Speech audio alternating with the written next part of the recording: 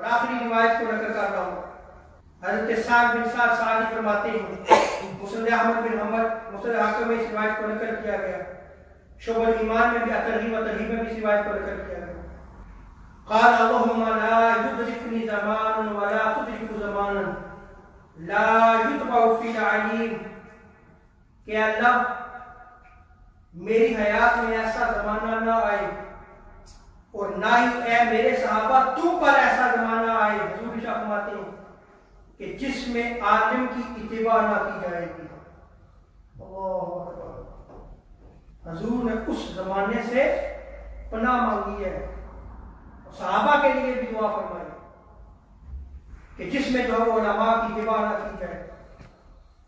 آج دیکھ لیں علماء کو ہم کیا مقام و مرتبہ دیتے ہیں، یہ ہر شخص خود جانتا، بہتر جانتا ہے